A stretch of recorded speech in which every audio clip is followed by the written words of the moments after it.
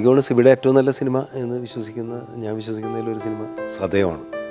MT sir തിരക്കഥ എഴുതിയത്. MTയെ പോലുള്ളൊരു വലിയ തിരക്കഥാകൃത്തിൻ്റെ അല്ലെങ്കിൽ ഒരു എഴുത്തുകാരൻ്റെ സിനിമ ചെയ്യാൻ കഴിയുക എന്ന് പറഞ്ഞപ്പോൾ ഞങ്ങളെപ്പോലുള്ളവർക്കൊന്നും കിട്ടാത്തൊരു ഭാഗ്യമാണ് സിബിക്ക് കിട്ടിയത്. സതയം ശരിക്കും കമൽ പറഞ്ഞ പോലെ എൻ്റെ ഏറ്റവും മികച്ച സിനിമയായിട്ടാണ് ഞാനും ഒരു ടെക്നീഷ്യൻ എന്ന നിലയിൽ, ഒരു ഡയറക്ടർ എന്ന നിലയിൽ നല്ല വർക്കെന്ന് ഞാൻ ചിന്തിക്കുന്നത് അത് തന്നെയാണ്. അതിൽ വളരെ ശ്രദ്ധിക്കുന്നൊരു വേഷം ചെയ്ത ആക്ടറാണ് മഹേഷ്, അല്ലേ? മഹേഷ് മുദ്ര എന്ന് പറയുന്ന പടത്തിലാണ്. മഹേഷ് അവിടെ വരുന്നത് മുദ്രയിലാണ്. ഒരു വളരെ നെഗറ്റീവ് ക്യാരക്ടർ ചെയ്തുകൊണ്ട് തന്നെയാണ്, ഭയങ്കര റിബല്യസ് ആയിട്ടുള്ള ഒരു കഥാപാത്രമാണ്. പിന്നെ സതയത്തിൽ പിന്നീട് രണ്ടാമത് ചെയ്യുന്നത് സതയത്തിലാണ്. മഹേഷ് കൂടെ എത്തിയിട്ടുണ്ട്. നമുക്ക് അദ്ദേഹത്തെ കൂടെ ക്ഷണിക്കാം. അടുത്തതായി വേദിയിലേക്ക് സ്വാഗതം ചെയ്യാം പ്രമുഖ നടൻ ശ്രീ മഹേഷ്.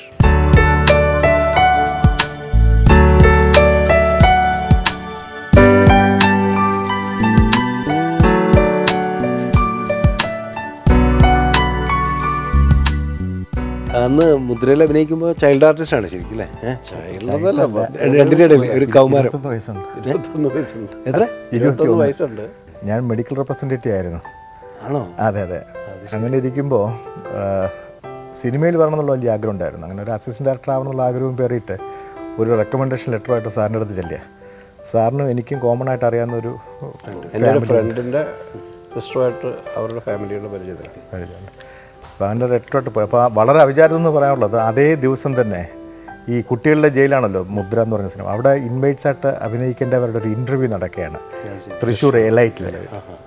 അപ്പോൾ ഈ ലെറ്റർ കൊടുത്തപ്പോൾ അഭിനയിക്കാൻ വന്നതാണെന്നുള്ളത് കരുതിയിട്ടാണ് എന്നെ ഒരു പ്രയോറിറ്റിയോടെ തന്നെ വിളിച്ചു. എന്നുവെച്ചാൽ ബാക്കി ഒരുപാട് കുട്ടികൾ നിൽപ്പുണ്ട്, കേരളത്തിൻ്റെ അങ്ങോളം ഇങ്ങോളം നിന്നും പലരും വന്നിട്ടുണ്ട്. എന്നെ വിളിച്ചു. അപ്പോൾ ആ റൂമിനകത്ത് സാറുണ്ട്, ലോഹിയേട്ടനുണ്ട്, പ്രൊഡ്യൂസർ നന്ദകുമാറുണ്ട്, ജോസ് തോമസ് ഉണ്ട്, നഹാസ് എന്ന് പറഞ്ഞ ആളുണ്ട്, പിന്നെ ക്യാമറമാൻ സാലു ജോർജ് ഉണ്ട്. അപ്പോൾ ഇത്രയും പേരുടെ മുന്നിൽ എനിക്കൊരു സിറ്റുവേഷൻ പറഞ്ഞു തരികയായിരുന്നു സാറ്. ഈ അമ്മയെ കണ്ടിട്ട് വർഷങ്ങൾക്ക് ശേഷം അമ്മയെ വന്ന് കണ്ട് തിരിച്ച് കൽക്കട്ട എത്തുമ്പോൾ കൽക്കട്ടയിൽ കാത്തിരിക്കുന്ന വാർത്ത എന്ന് പറഞ്ഞാൽ അമ്മ വളരെ സീരിയസ് ആണ്, ഇത്രയും പെട്ടെന്ന് എത്തണമെന്ന് പറഞ്ഞിട്ട് ഈ റിസർവേഷനൊന്നുമില്ല, നിന്നും ഇരുന്നും ഒക്കെ തിരിച്ചു വരുമ്പോൾ അമ്മയുടെ മരണമാണ് കാണുന്നത്. അപ്പോൾ കണ്ടപ്പോഴുണ്ടാകുന്ന എന്താണ് ചെയ്യേണ്ടത് എന്ന് വെച്ചാൽ ഒന്ന് കാണിക്കാൻ പറഞ്ഞു. വളരെ വിചാരം എന്ന് പറയട്ടെ, എൻ്റെ അച്ഛൻ്റെ അമ്മ, എൻ്റെ കുടുംബത്തിൽ ഒരുപാട് സ്വാധീനം ഉണ്ടായിരുന്നൊരു വ്യക്തിയാണ് എൻ്റെ അച്ഛൻ്റെ അമ്മ. അവർ ആക്സിഡൻറ്റിൽ മരിച്ചിട്ട് അന്ന് സഞ്ചയനമാണ്. എനിക്ക് അത് അറ്റൻഡ് ചെയ്യാതാണ് ഞാൻ സാറിൻ്റെ മുന്നിൽ നിൽക്കുന്നത്.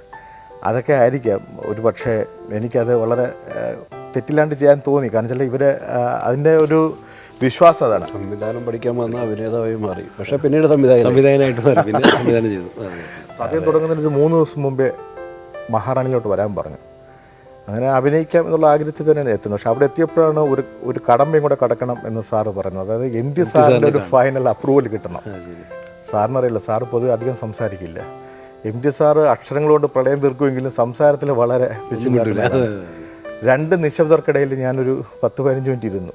ഇൻ്റർവ്യൂ എന്ന് പറഞ്ഞാൽ 2 ചോദ്യം, എന്താ പേര്, എവിടെയാ സ്ഥലം. ഇൻ്റർവ്യൂ കഴിഞ്ഞു. സാറ് പറഞ്ഞു മഹേഷ് പുറത്തോട്ടിരിക്കുക എന്ന് പറഞ്ഞിട്ട് ഞാൻ പുറത്തോട്ട് പോയി. 5 മിനിറ്റ് കഴിഞ്ഞപ്പോൾ സാറ് വന്നു.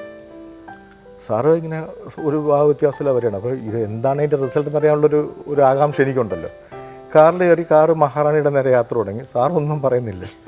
വിഷമിച്ചവിടെ ഞാൻ ചോദിച്ചു, സാറേ എന്തായി, ഞാൻ കയ്യാലെ പുറത്തിരിക്കുന്ന തേങ്ങ ഇപ്പുറത്താണോ അപ്പുറത്താണോ, എന്താണ് എൻ്റെ അവസ്ഥ എന്ന് പറയുമ്പോൾ അറിയട്ടെ പറയാം എന്ന് പറഞ്ഞു.